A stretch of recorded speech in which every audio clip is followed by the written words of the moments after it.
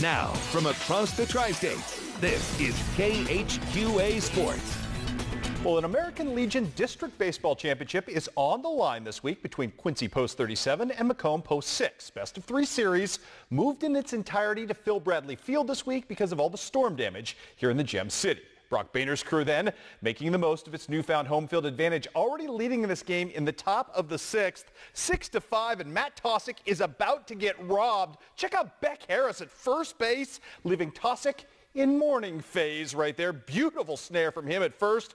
However, Matt Tosick would avenge himself just a bit later in the hole at shortstop. Pretty catch of his own right. It's still 6-5 at that point in favor of Macomb, who's playing in the white. Gray team gets on the board right here. That's Quincy Post 37. That is Elliott Brittle with an RBI rip to tie this game up at 6 apiece. However, bottom of the frame, here comes Macomb. Nolan Ard opens the inning doing Nolan Ard type things. Finds the gap, doubles his way onto second base, advances on an Andrew Hardy sacrifice, and then it's Beck Harris again doing the work that ends up being the eventual game-deciding RBI. First game in the best of 3 series goes to the homestanding Macomb Post 6. Final count in this one is 9-6 in their favor. Also on the docket tonight, Prospect League, well, the hole continues to get bigger for the Quincy Gems, who lose tonight on the road to Chillicothe 1-0, and it doesn't get any easier for the Hannibal Cavemen either, who see their 2-game win streak snap tonight in Terre Haute. So there you have it.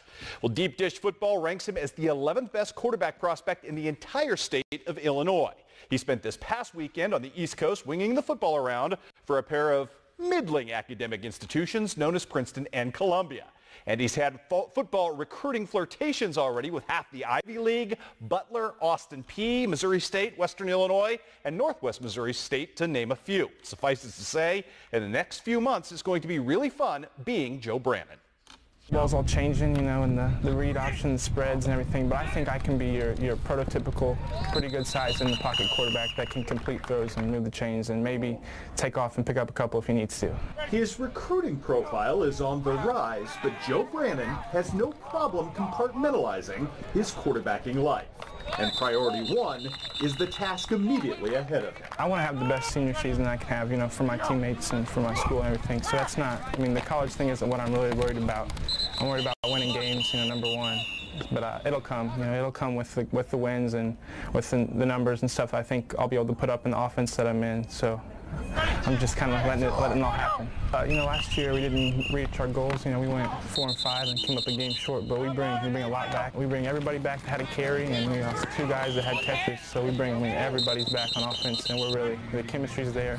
We've been working all spring, all summer. We're building, and we're ready to have a great year. In quest to realize those team goals, Joe arrived at his own realization that he would have to demand more of himself. One thing that I knew I had to do is I had to become more of a threat with my legs. So I ran track this spring and just really tried to be in the best shape that I can be. I've lost 15 pounds since last year.